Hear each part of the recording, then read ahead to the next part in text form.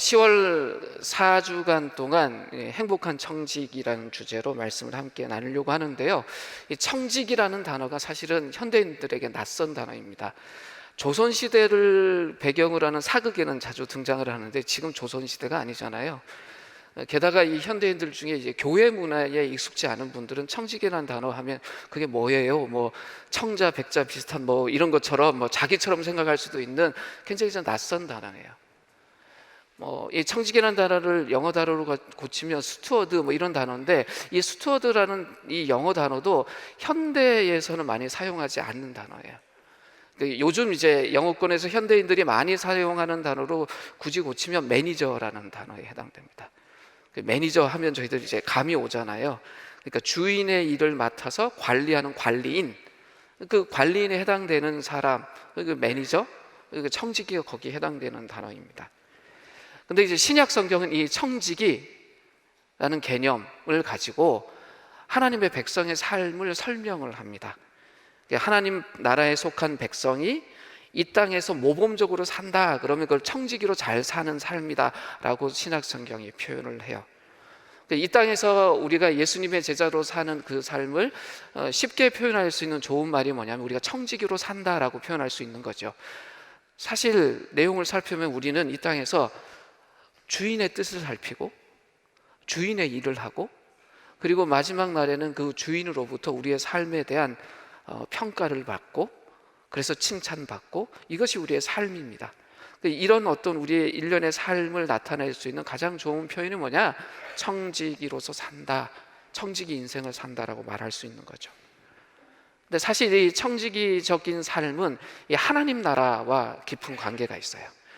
나들목에서는 잊지 못하는 그 하나님 나라의 그 도표 있잖아요. 그 하나님 나라의 그 두 가지 측면, 이미 임한 하나님 나라와 또 완성될 하나님 나라를 기다리는 이 하나님 나라의 두 가지 측면하고 이 청지기의 삶이 깊이 연관되어 있습니다. 우리는 이미 임한 하나님 나라를 경험하고 맛보고 사는 성도들이에요. 그런데 하나님 나라의 가장 아름다운 모습은 아직 완성되지 않았고 우리에게 다가오지 않았습니다.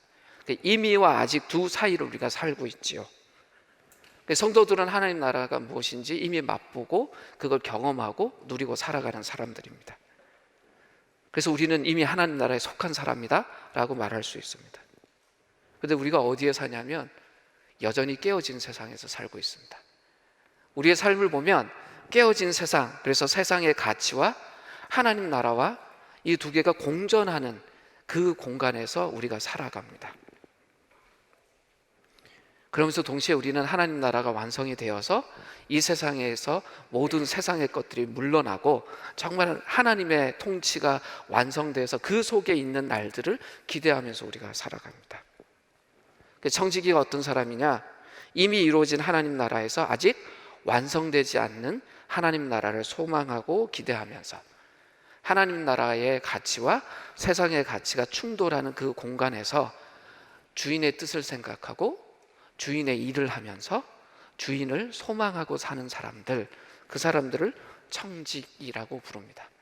지금 우리의 삶을 나타낼 수 있는 좋은 용어이자 이름이 뭐냐면 청지기인 거예요. 우리에게 좀 낯설지만 우리에게 가장 소중한 이름이라고 할 수 있습니다. 하나님의 백성인 우리는 이 땅에서 지금 청지기로 살아갑니다. 그래서 10월 4주 동안 삶으로 예배드리는 행복한 청지기라는 그런 주제로 함께 생각해 보고자 합니다.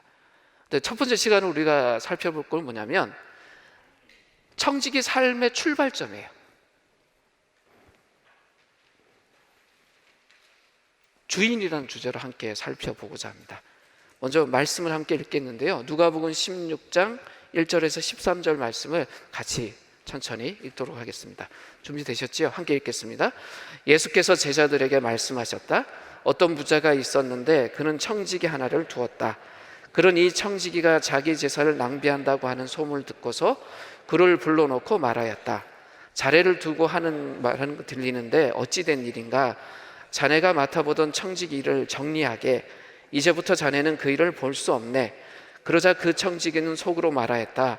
주인이 내게서 청지기 직분을 빼앗으려 하니 어떻게 하면 좋을까? 땅을 파자니 힘이 없고 빌어먹자니 낯이 부끄럽구나. 옳지, 내가 무엇을 해야 할지 알겠다. 내가 청지기의 자리에서 밀려 떠날 때에 사람들이 나를 자기네 집으로 받아들이도록 조치해 놓아야지. 그래서 그는 자기 주인에게 빚진 사람들을 하나씩 불러다가 첫째 사람에게 당신이 내 주인에게 진 빚이 얼마요? 하고 물었다.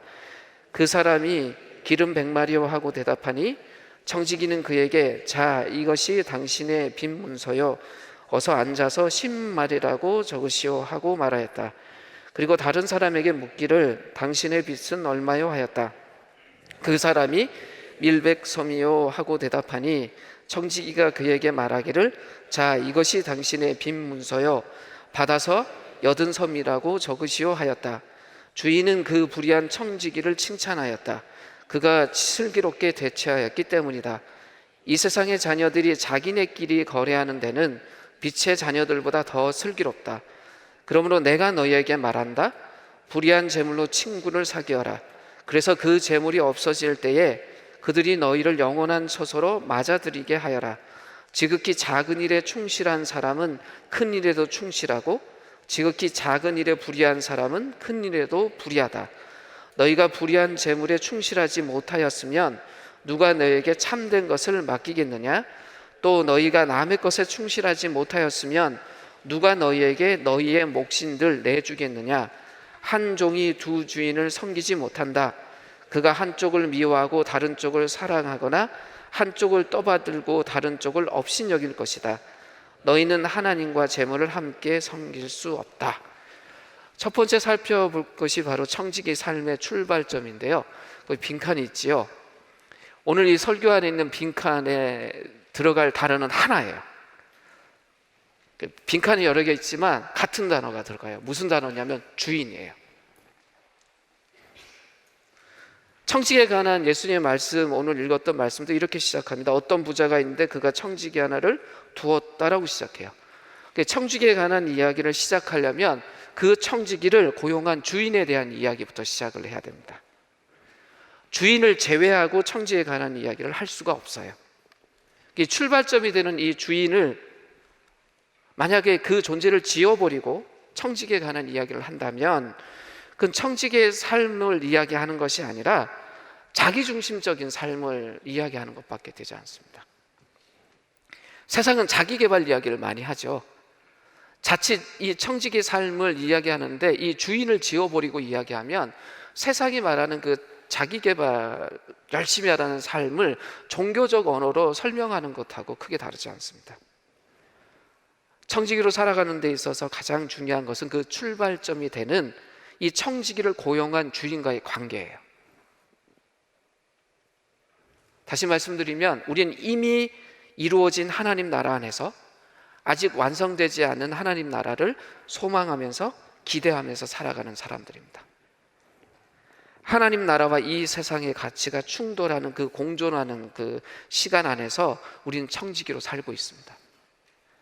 바로 그런 우리 청지기에게 가장 중요한 것이 뭐냐면 주인이신 하나님과의 관계예요.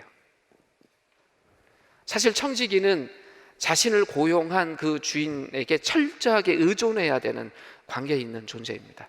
그래서 어떻게 하면 그 주인에게 철저하게 의존하고 그 주인을 따를 수 있는지에 대해서 올인하고 몰입해야 돼요. 그것이 청지기 법칙의 핵심입니다. 근데 실제 우리의 삶을 보면 그러한가? 이 세상의 삶이 그러한가 보면 그렇지 않죠. 근데 우리가 그러면 100% 하나님을 온전히 떠나버리는 존재인가? 그렇지도 않습니다. 우리에게 실제적인 있는 문제가 무엇이냐면 하나님을 온전히 섬기고 따른다고 말은 하지만 하나님을 온전히 따르지 못하고 세상하고 양다리를 거치고 있을 때가 많다는 것이에요. 하나님도 의지하고 세상도 의지할 때가 있습니다. 하나님과 재물 중에 하나를 선택하라는 말씀을 우리에게 계속 주시는데 실제로 우리에게는 선택권이 없어요. 사실 따지고 보면 엄격한 의미에서 보면 하나님과 재물 중에 하나를 선택할 수 있는 권한이 우리에게 있냐? 사실은 없습니다. 왜냐하면 재물이란 것이 섬김의 대상이 될 수 없는 존재라서 그렇습니다. 섬김의 대상이 되려면 인격도 있고 생명도 있어야 되잖아요. 그런데 재물이라는 것은 인격도 없고 생명도 없는 존재입니다. 사실 만몬이라고 표현되고 재물이라고 표현되는 이것에 대한 내용을 따지고 보면 부유하고 싶거나 무언가를 소유하고 싶은 욕심이나 욕망, 탐심이에요. 인격도 아니고 섬김의 대상이 될 수 있는 것이 아닙니다. 그래서 재물을 주인으로 섬긴다는 것은 정말 어리석은 우상 숭배일 수밖에 없습니다. 주인으로 섬길 수 없는 대상을 주인으로 섬기는 것이니까 얼마나 어리석은 일이겠어요. 그런데 참 묘하게도 이 재물이란 것, 주인이 될 수 없는 존재인데도 이 재물이라는 것이 이 생명도 없고 인격도 없는 것이 나름의 법칙을 가지고 있는 것처럼 보여서 정말 이 재물을 섬기는 사람들이 적지 않게 많습니다. 특별히 이 자본이 지배하는 이 자본주의 사회 안에서는 이 재물을 섬기는 사람들이 꽤나 많습니다. 재물을 따르는 사람과 조직은 그래서 그 법칙의 통제를 받고 통치를 받습니다. 이 재물이 갖고 있는 이 통제력, 통치력 무시하지 못할 만큼 어마어마한 실제적인 위력을 갖고 있습니다. 그래서 예수님도 그런 지적을 하시잖아요. 우리 안에 하나님과 재물을 겸하여 섬기려고 하는 이 태도를 버려라 라고 이야기를 하십니다. 근데 말로는 섬긴다고 표현되어 있는데 솔직히 우리 마음을 보면 섬기는 것이 아니라 두 모두를 취하고 싶은 욕심이 있는 거예요. 하나님도 취하고 재물도 취하고. 솔직히 섬긴다고 말하지만 내가 통제하고 싶은 거예요. 하나님도 통제하고 재물도 통제하고. 둘 모두를 주인으로 섬긴다고 표현하지만 사실은 둘 모두의 주인이 되고 싶은 거죠. 왜 이렇게 행동할까? 한 가지 이유는 하나님만 의지하는 것이 한편 불안해서 그렇습니다. 하나님께서 내가 원하는 방식으로 나를 돕지 않으면 어떡할까라는 불안이 있습니다. 그래서 하나님이 나를 나의 방식으로 돕지 않을 때를 대비해서 대비책 하나를 둡니다. 그것이 뭐냐면 재물이에요. 어쩌면 우리는 아주 교묘하게 하나님과 재물을 동시에 섬기고 있는지도 모릅니다. 근데 왜 이런 일들이 자꾸 생기냐? 사실 우리가 하나님의 청지기로 하나님의 일을 하는 데 있어서 재물이라는 게 필요해요. 재물 없이 못 하거든요.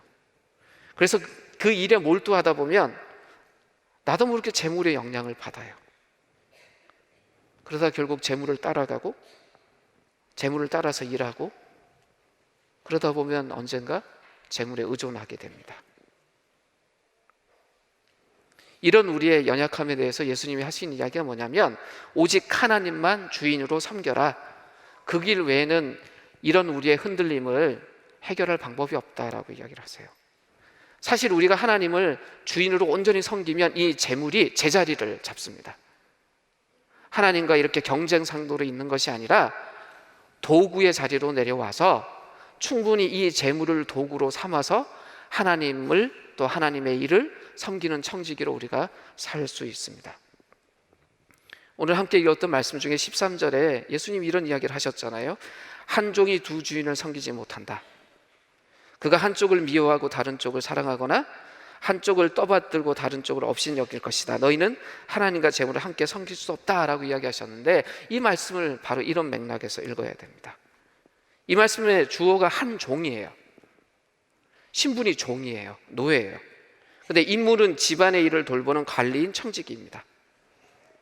청지기로서 섬긴다라는 이 의미를 한번 보십시오. 우리가 요즘은 섬긴다라는 말을 하면 돕는다, 정중하게 대한다, 서비스한다 이런 의미도 많지만 전통적인 의미에서 섬긴다라고 하면 종이 되어서 상전을 대하는 방식을 의미했습니다. 섬기는 것이 종이 되는 것이에요. 상당히 무거운 도전이죠. 그러니까 우리가 어떤 대상을 주인으로 섬긴다라고 말할 때 이것이 일시적인 감정에 어떤 격함이 있어서 내가 당신을 섬길게요 라고 표현할 수 있는 그런 이야기가 아니라는 것입니다. 함부로 섬기겠다고 결단해서는 안 되는 거죠. 근데 그 섬김의 대상, 주인이 누구냐에 따라서 이 섬기겠다라는 결단은 전혀 다른 모습을 갖습니다. 섬기면 안 되는 대상에 대해서 울컥해서 무슨 감동을 받아서 섬기겠다라고 하면 이건 진짜 인생 망치는 일이에요. 근데 정말 선한 주인이신 하나님에 대해서 섬기겠다라고 결단한다면 정말 이거는 행복한 일이고 정말 이건 기쁨으로 그 자신도 맞이하고 받아들여야 될 일이고 그 주변에 있는 사람들도 축하할 일입니다. 그래서 하나님은 우리가 하나님 이외에 다른 무엇을 주인으로 섬기려고 하는 것에 대해서 절대 안 된다라고 강조하십니다. 무언가 하나님과 경쟁 관계에 있으려고 할 때 하나님은 의도적으로 그것을 피해야 된다라고 이야기를 하십니다. 예수님이 그 이야기를 하신 거예요. 재물을 미워하거나 하찮게 여기라는 뜻이 아닙니다. 재물이 하나님과 경쟁 관계에 놓이게 한다면 그것을 경계해야 된다는 이야기입니다. 이어지는 말씀 속에서 예수님 무슨 이야기를 하세요? 재물에 충성한 사람만 하나님께 충성할 수 있다고 가르치세요. 10절과 11절 말씀 한번 같이 읽어볼까요? 같이 읽겠습니다. 지극히 작은 일에 충성한 사람은 큰 일에도 충성하고 지극히 작은 일에 불의한 사람은 큰 일에도 불의하다. 너희가 불의한 재물에 충실하지 못하였으면 누가 너희에게 참된 것을 맡기겠느냐. 예수님이 이렇게 이야기를 하세요. 예수님 이 말씀 속에서 작은 것과 큰 것을 비교하시고 불의한 재물과 참된 것을 비교하고 계세요. 이 두 부류는 지금 이 세대와 하나님 나라에 속해 있는 두 영역에 대한 이야기입니다. 예수님은 우리 보고 이 재물을 하찮게 여기거나 미워하라고 이야기하지 않으셨어요. 오히려 재물을 사용해 충성하라 그래요.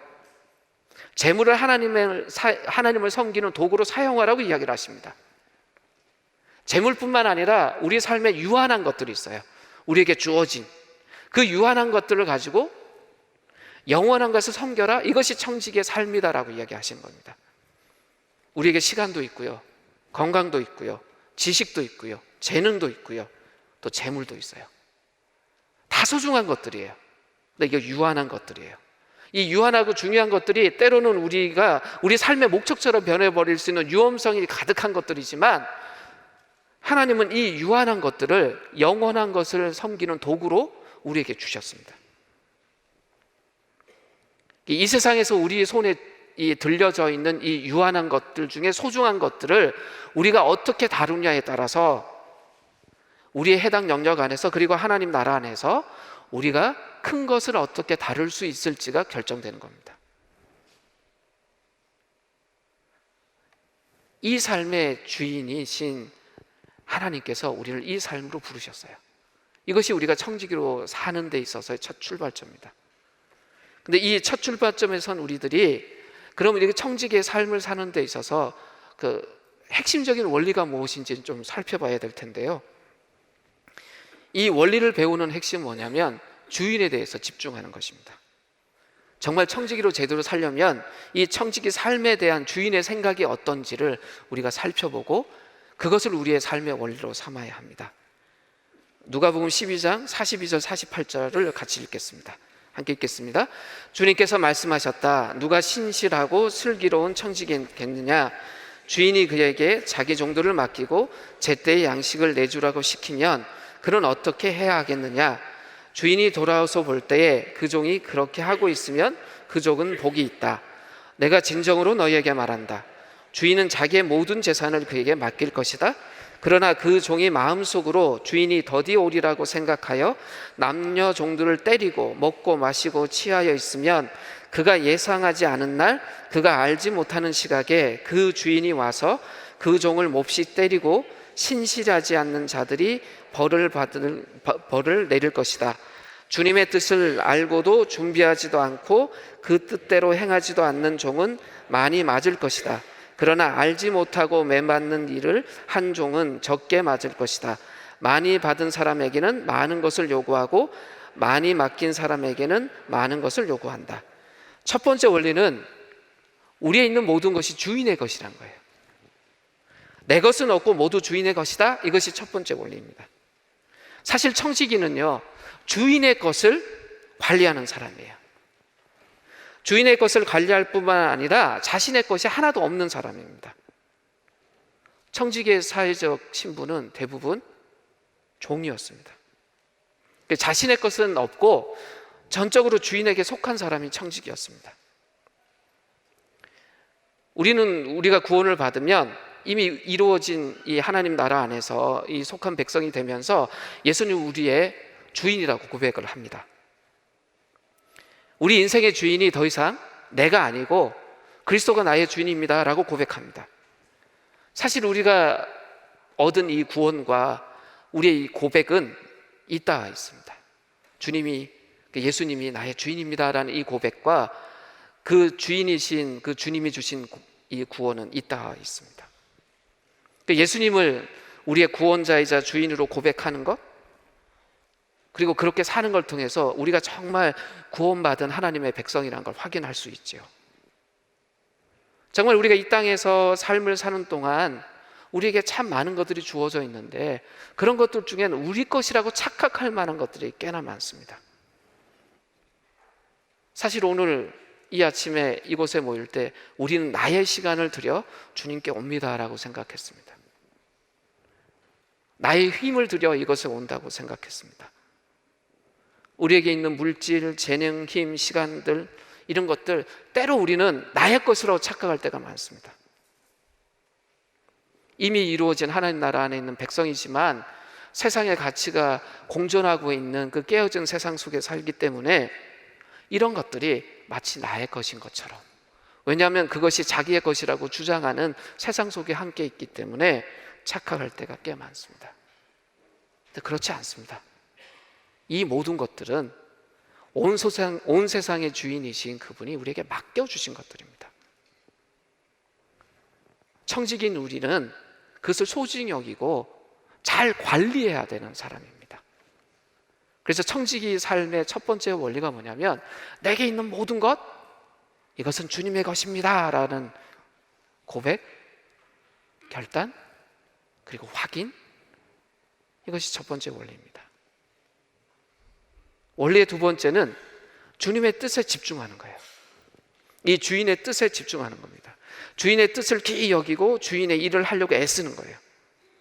주인의 것을 관리하는 것이 청지기의 역할이기 때문에 청지기는 주인이 이 일에 대해서 어떤 뜻을 갖고 있는지, 내가 맡고 있는 이것에 대해서 어떤 목적과 목표와 의미를 두고 있는지 그 주인에 대해서 집중해야 합니다.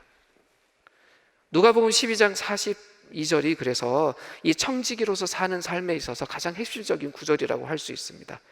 같이 한번 읽어볼까요? 읽겠습니다. 주님께서 말씀하셨다. 누가 신실하고 슬기로운 청지기겠느냐? 주인이 그에게 자기 종들을 맡기고 제때의 양식을 내주라고 시키면 그는 어떻게 해야 하겠느냐? 질문 형태로 되어 있는데 잘 생각해 보세요. 청지기를 수식하는 표현이 신실하고 슬기로운이에요. 근데 이 신실하고 슬기로운에 해당되는 원어의 의미가 사려 깊음이에요. 사려 깊음. 이 사려 깊은 청지기는 자신에게 주어진 상황을 굉장히 깊이 이해하려고 애썼을 것입니다. 그리고 어떻게 하면 잘 대처할 수 있을까 늘 생각했을 거예요. 주인은 자신에게 가장 소중한 것을 맡길 수 있는 사람을 잘 선별해서 그 사람을 청지기로 세우고 그 사람에게 자기의 소중한 걸 맡겼습니다. 근데 이 소중한 일이 무엇이었냐면 다른 종들에게 때를 따라서 양식을 나누어 주는 일이었어요. 그 양식을 정확하게 잘 재어서 정확한 시간에 어김없이 나누어 주는 것, 그 음식을 정확한 분량으로 측정해서 나누어 주는 것, 이것이 청지기의 임무였고 동시에 주인의 뜻이었습니다. 이 주인은 굉장히 선하고 공의로운 주인이었어요. 그 성품대로 이 주인의 양식을 나누어 줄 수 있는 그 청지기를 선별해서 세웠습니다. 그러니까 이렇게 세워진 청지기는 이 주인의 뜻이 무엇인지, 이 주인의 일이 무엇인지, 어떻게 해야 되는지 잘 알고 있었습니다. 선한 청지기는 주인의 뜻에 집중하는 사람입니다. 주인의 일이 무엇인지 집중하는 사람입니다. 주인에게는 이런 청지기가 필요해요. 자기의 뜻, 자기의 일, 자기의 방식대로 사는 사람이 아니라 주인의 뜻, 주인의 일, 주인의 방식대로 수고하는 사람이 필요합니다. 그래서 청지기에게서는 주인의 모습이 드러나요. 어떤 사람이 누구를 따르고 있느냐는 자연스럽게 드러납니다. 그래서 선한 청지기에게서는 그 선한 주인의 모습이 드러나요. 주인을 사랑하고 존경하고 따르기에 주인의 모습이 드러날 수밖에 없습니다. 그렇다면 예수의 청지기에게서는 어떤 모습이 드러나겠어요? 예수의 모습이 드러나는 것입니다. 왜냐하면 예수의 일, 예수의 뜻, 예수의 방식, 이런 것들을 늘 고민하고 생각하고 집중하다 보니 자연스럽게 예수의 청지기에게서는 그 예수의 모습이 드러나는 거예요. 자연스럽게 예수 닮은 모습이 드러나서 주인이 아닌 청지기이지만 그 청지기인 그 예수의 청지기를 보고 뭐라고 말하냐면 작은 예수다라고 말할 수 있는 거죠. 그 예수를 따르는 사람들의 모습 속엔 자연스럽게 예수의 모습이 드러날 수밖에 없는 것입니다. 청지기의 삶의 세 번째 원리는 주인의 셈이 있다는 거예요. 반드시 상과 벌이 있습니다. 청지기로 섬긴 자들에 대해서 상과 벌을 주겠다, 이렇게 이야기를 합니다. 주인은 청지기 직무에 대해서 셈을 할 것입니다. 선한 청지기는 그에 합당한 상을 받을 것이고요, 불의한 청지기는 벌을 받게 될 것입니다. 그래서 선한 청지기는 그 주인이 자신의 삶에 대해서 평가할 그 셈을 기다려요. 하지만 불의한 청지기는 반대로 주인이 자신을 평가하고 셈할 것을 피하고 싶을 것입니다. 함께 읽었던 이 말씀 속에 선한 청지기가 주인으로부터 받을 상이 뭐냐면 주인의 모든 재산을 관리하도록 명령을 받는 것입니다. 12장 44절에 이렇게 기록되어 있어요. 내가 진정으로 너에게 말한다. 주인은 자기의 모든 재산을 그에게 맡길 것이다. 반대로 불의한 청지기가 받을 벌에 대해서도 기록되어 있는데 12장 46절에 이렇게 기록되어 있습니다. 그가 예상하지 않는 날, 그가 알지 못하는 시각에 그 주인이 와서 그 종을 몹시 때리고 신실하지 않는 자들이 받을 벌을 내릴 것이다, 이렇게 되어 있습니다. 이 12장 46절의 헬라어 원문에 불의한 청지기가 이 받을 벌에 대해서 그 의미가 이렇게 표현되어 있어요. 신실하지 않는 자들 가운데 두겠다라고 되어 있어요. 신실하지 않는 자를 어떤 벌을 처하냐면 불의한 자들이 우글거리는 데다가 두겠다는 겁니다. 이것이 최악의 벌이라는 거예요. 불의한 청지기는 벌을 받아서 자기보다 더 불의하고 신의를 헌식장같이 저버리는 사람들 속에, 이 속고 속이고 하는 사람들 속에 두겠다는 겁니다. 더 불의한 사람들 속에서 악랄한 행동을 겪으면서 자신이 얼마나 불의한 청지기였는지를 깨닫게 하시겠다라는 이야기입니다. 하나님이 종종 사용하시는 방식이에요. 이 불의한 사람들을 교종하실 때 자신보다 더 불의한 사람들 속에 두실 때가 있습니다. 구약의 야곱이라는 사람이 그랬습니다. 야곱이 좀 교활한 사람이었잖아요. 근데 야곱을 누구인데 두냐면 외삼촌 밑에 둡니다. 나반이라는 사람. 근데 이 외삼촌 나반은 야곱보다 훨씬 더 약삭빠른 사람이었습니다. 야곱이 이 나반 밑에 있으면서 자신에게 있는 약삭빠름을 신실함으로 바꾸는 그런 훈련을 그 속에서 과정으로 겪었습니다. 사실 불의하다는 것은, 이 불의한 청지기는 배신한 거예요. 주인이 이렇게 신뢰하고 맡긴 것을 불성실하게 수행하고 주인의 것을 자기 것처럼 취한 것이죠. 주인의 뜻에 반해서 마치 자기 마음대로 하는 것처럼 사용한 사람이었습니다. 청지기가, 주인의 부름을 받은 청지기가 주인의 뜻에 집중하고 주인의 일을 하고 주인의 것으로 여기는 것은 선택의 문제가 아니라 가장 절대적으로 필수적으로 따라야 되는 일이에요. 왜냐하면 우리 청지기의 신분은 종이기 때문에 그렇습니다. 그리고 그렇게 신실한 종들에겐 예수님이 말씀하시듯이 주인의 모든 것이 결국은 유산으로 주어집니다. 자녀의 축복을 받게 돼요. 그것이 주인의 가장 핵심적인 뜻입니다. 그 청지기 삶의 가장 중요한 핵심이 주인의 뜻인데, 그 부분에 대해서 더 설명이 되어 있는 마태복음 25장 14절 30절 말씀을 통해서 정말 우리를 향한 주인의 뜻이 무엇인지를 살펴보려고 합니다. 함께 읽겠습니다. 천천히 함께 읽고요, 말씀을 또 살펴보도록 하죠. 함께 읽겠습니다. 또 하늘나라는 이런 사정과 같다. 어떤 사람이 여행을 떠나면서 자기 종들을 불러서 자기 재산을 그들에게 맡겼다. 그는 각 사람의 능력을 따라 한 사람에게는 5달란트를 주고, 또 한 사람에게는 2달란트를 주고, 또 다른 한 사람에게는 1달란트를 주고 떠났다. 5달란트를 받은 사람은 곧 가서 그것으로 장사를 하여 5달란트를 더 벌었다. 2달란트를 받은 사람도 그와 같이 하여 2달란트를 더 벌었다. 그러나 1달란트를 받은 사람은 가서 땅을 파고 주인의 덫을 숨겼다. 오랜 뒤에 그 종들의 주인이 돌아와서 그들과 셈을 하게 되었다. 5달란트를 받은 사람은 5달란트를 더 가지고 와서 말하기를, 주인님, 주인께서 5달란트를 내게 맡기셨는데 보십시오, 5달란트를 더 벌었습니다 하였다. 그의 주인이 그에게 말하였다. 잘하였다, 착하고 신실한 종아, 내가 적은 일에 신실하였으니 이제 내가 많은 일을 내게 맡기겠다. 와서 주인과 함께 기쁨을 누려라.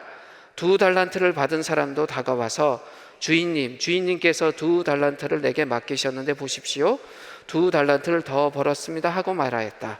그의 주인이 그에게 말하였다. 잘하였다, 착하고 신실한 종아, 내가 적은 일에 신실하였으니 이제 내가 많은 일을 내게 맡기겠다. 와서 주인과 함께 기쁨을 누려라. 그러나 1달란트를 받은 사람은 다가와서 말하였다. 주인님, 나는 주인이 굳은 분이시라 심지 않은 데서 거두시고 뿌리지 않은 데서 모으시는 줄로 알고 무서워서 물러가서 그 달란트를 땅에 숨겨두었습니다. 보십시오, 여기에 큰 그 돈이 있으니 받으십시오. 그러자 그의 주인이 그에게 말하였다. 악하고 게으른 종아, 너는 내가 심지 않은 데서 거두고 뿌리지 않은 데서 모으는 줄 알았다. 그렇다면 너는 내 돈을 돈놀이하는 사람들에게 맡겼어야 했다. 그랬더라면 내가 와서 내 돈에 이자를 붙여 받았을 것이다. 그에게서 그 1달란트를 빼앗아서 10달란트 가진 사람에게 주어라. 가진 사람에게는 더 주어서 넘치게 하고 갖지 못한 사람에게는 있는 것마저 빼앗을 것이다. 이 쓸모없는 종, 바깥 어두운 데서 내쫓아라. 거기서 슬피 울며 이를 가는 일이 있을 것이다. 이 예수님의 비유에서도 주인이 등장해요. 청지기와 관련해서는 바로 이 주인을 이야기해야 되고, 그 주인을 중심으로 이야기를 해야 됩니다. 이 주인은 타국에 가야 했고 장시간 집을 비워야 해서 종들 며칠 세워서 자신의 것을 맡겼습니다. 이들의 임무도 주인의 것을 관리하는 것이었습니다. 그런데 일일이 지시를 받고 움직이는 것이 아니라 주인의 뜻대로 주인을 위해서 자신의 창의력을 발휘해서 일하도록 명령을 받았습니다. 15절에 보면 주인은 청지기의 능력을 따라서 자신의 재산을 맡겼다고 되어 있습니다. 그리고 이 비유의 절정이라고 할 수 있는 19절에서 30절에 주인이 돌아와서 셈하는 모습이 자세하게 기록이 되어 있습니다.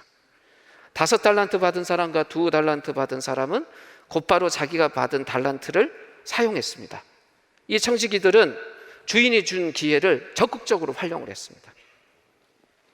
그런데 이들은 자신이 얼마나 일을 잘하는지, 자신이 얼마나 유용한 종인지 그걸 드러내려고 하는 모습이 전혀 없어요.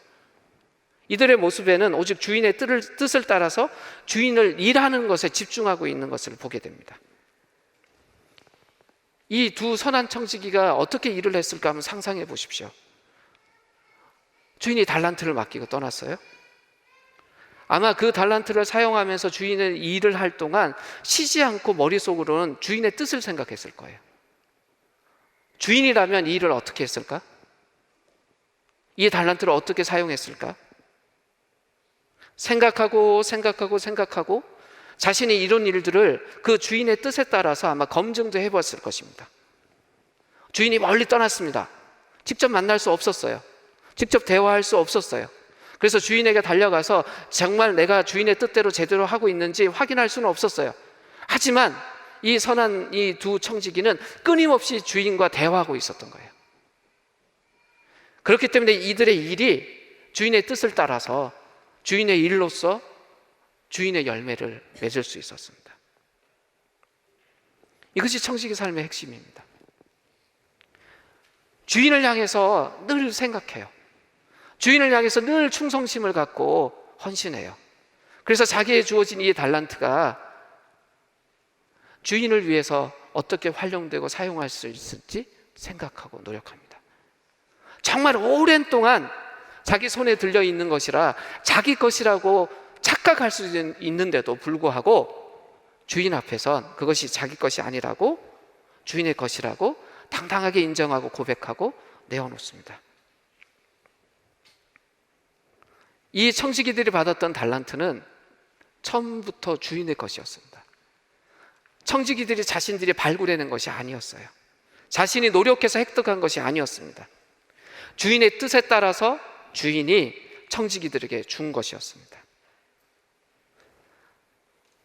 그렇게 주어진 일, 그 주인의 일에 대해서 어떻게 반응하느냐가, 그 주인에 대해서 우리의 마음이 어떻게 반응하고 어떻게 움직이느냐가 정말 우리가 주인을 어떻게 대하고 모시고 있는지에 대한 그 실체를 드러내는 창구가 됩니다. 한 달란트 받았던 사람은 주인이 굳은 사람이라고 생각했어요. 심지 않는 데서 거두고 뿌리지 않는 데서 모으는 사람이라고 말을 했어요. 그래서 두려웠기 때문에 그 한 달란트를 땅에 감춰두었다라고 이야기를 합니다. 이 사람의 문제가 뭐였냐면 주인에 대해서 무지한 것이었어요. 주인을 오해하고 있었습니다.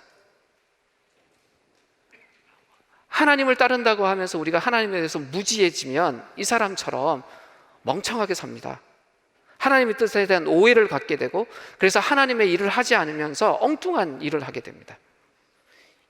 이 불의한 청지기가 이런 이야기를 해요. 심지 않는 데서 거두고 뿌리지 않는 데서 모은다. 이 표현을 그대로 보면 하나님의 성품 하나를 담고 있어요. 뭐냐면 전능하신 하나님, 무언가 하지 않아도 이룰 수 있는 분이라고 고백하는 거죠. 근데 이 한 달란트 받은 사람은 이 말씀을 하나님이 아무것도 하지 않는 분, 그냥 말로만 명령해서 모든 것을 이루는 분이라고 오해해버린 것이었어요. 하나님이 이런 분이니 자기가 아무 일 안 해도 된다? 이 말씀을 그 자기의 잘못된 행동의 근거로 삼아버렸던 겁니다. 하나님에 대한 무지, 오해, 그것이 이 억지 해석을 가져온 거죠. 근데 이 비유의 중심인 하나님은 일하시는 분이에요. 하나님은 열심히 일하시는 분이에요. 그러면서 그 열심히 일하시는 그 일 속으로 당신의 사람들을 초대하세요. 청지기로. 하나님이 이 땅에서 지금 하시고 있는 구원과 회복의 일에 하나님 놀고 계신 것이 아니라 가장 열심히 일하시면서 그 일에 우리를 청지기로 부르시고 우리를 참여하시게 하십니다. 정말 멋진 주인이, 그 선한 주인이 우리를 선한 청지기로 초대하신 거죠. 그래서 우리는 그 청지기로서 초대받았을 때 그것이 기쁨이고 행복이라고 여기고 사는 것입니다. 그런데 이 무지했던, 이 불의했던 청지기는 하나님에 대해서, 주인에 대해서 그 뜻을 제대로 이해하지 못하고 무지했기 때문에 오해하고 엉뚱한 행동을 했던 것입니다. 오랜 시간이 지났습니다. 주인이 돌아왔습니다. 그리고 청지기들이 한 일을 평가했습니다. 선한 청지기에게는 칭찬이 있었습니다. 21절과 23절에 반복해서 나타나는 것이 뭐냐면, 이제 내가 많은 일을 내게 맡기겠다. 와서 주인과 함께 기쁨을 누려라 라고 이야기를 합니다. 주인의 일에 참여한 청지기만 누릴 수 있는 기쁨이 있어요. 주인의 기쁨에 동참하는 거예요. 정말 우리가 이 땅에서 이 주인의 일을 깊이 생각하고 하루하루 살아가면 그 삶의 결국에는 하나님의 일을 함께 한 사람으로서 누리는 기쁨이, 그 행복이 우리를 기다리고 있습니다. 근데 반대로 이 한 달란트 받았던 사람에게는 악하고 게으른 종이라고 이야기를 하세요. 근데 악하고 게으르다고 이야기를 하세요. 이 단순히 게으르다는 것이 아무 일도 하지 않았다는 의미가 아니라 악하다는 거예요. 이 벌을 받은 청지기의 게으름은 단순히 무지한 것이 아니라 어리석은 것이 아니라 악한 것이었다고 이야기를 하십니다. 이 그가 받았던 벌이 이 세 개의 구절에 상세히 기록되어 있어요. 28절에서 30절까지 기록되어 있는데 이렇게 이야기를 하세요. 그에게서 그 한 달란트를 빼앗아서 10달란트 가진 사람에게 주어라. 첫 번째는 빼앗는 것이었어요. 가진 사람에겐 더 주어서 넘치게 하고 갖지 못한 사람에게 있는 것마저 빼앗을 것이다. 이 쓸모없는 종을 바깥 얻은 대로 내쫓아라. 거기서 슬퍼 울며 이를 가는 일이 있을 것이다. 앞서 저희가 살펴봤던 누가복음 12장 46절에서 불의한 청지기가 당했던 그 벌과 한번 비교해 보십시오. 성경은 반복을 해서 무지한 청지기들이 받을 벌이 무엇인지 계속 경고를 합니다. 우리는 삶으로 하나님의 일을 함께하고 예배하면서 하나님의 청지기로 사는 사람들입니다. 성경은 우리를 청지기라고 불러요. 근데 이 청지기란 직분을 소중하게 여기는 까닭이 있어요. 왜냐하면 우리를 청지기로 부르신 그 주인이신 하나님이 정말 대단한 분이라서 그렇습니다. 우리가 하나님의 청지기가 되지 않으면 우리는 별 볼 것 없는 사람입니다. 근데 우리는 하나님의 청지기예요. 온 우주와 온 역사의 주인이신 그 하나님의 청지기입니다. 온 세상을 만드신 창조주, 그리고 공평과 정의로 이 땅을 다스리고 계신 분, 그리고 결국에는 온전하신 하나님 나라 안으로 우리를 초대하실 그 주인, 그 위대하신 주인이 우리의 주인이세요. 그리고 그 놀라운 일에 청지기로 우리를 부르셨어요. 하나님은 당신의 일에 당신의 사람을 필요로 하십니다. 그래서 우리가 연약하고 부족할지라도 우리를 그 일에 초대하신 거예요. 하나님과 심정이 통하는 사람, 하나님의 마음으로 하나님의 세상을 바라볼 수 있는 사람, 그래서 자신의 삶을, 이 유한한 삶을 영혼을 위해서 수고할 수 있는 사람들, 그 사람들을 세우고 그 사람들과 함께 하십니다. 이 땅에는, 이 깨어진 세상에는 이 땅을 회복하고 싶어 하시는 그 하나님의 뜻을 붙들고 살아갈 하나님의 사람들이 필요합니다. 이 세상을 구원하고 회복하는 일에 하나님의 청지기가 필요한 거죠. 그래서 우리는 함께 모여서 예배하고 하나님의 뜻이 무엇인지 집중하고 또 서로를 격려하는 것입니다. 매일매일 하루하루의 삶이 왜 소중하냐면 이것이 영혼과 잇닿아 있는 삶이기 때문에 그렇습니다. 베드로 사도가 우리에게 이렇게 격려해요. 베드로전서 4장 10절에서 각 사람은 은사를 받은 대로 하나님의 여러 가지 은혜를 맡은 선한 관리인으로서 서로 봉사하십시오. 그렇습니다. 우리는 우리의 삶을 통해서 우리의 주인이신 그 주인의 일을 하는 사람들입니다. 그래서 우리는 매일의 삶을 통해서 주인의 뜻을 살핍니다.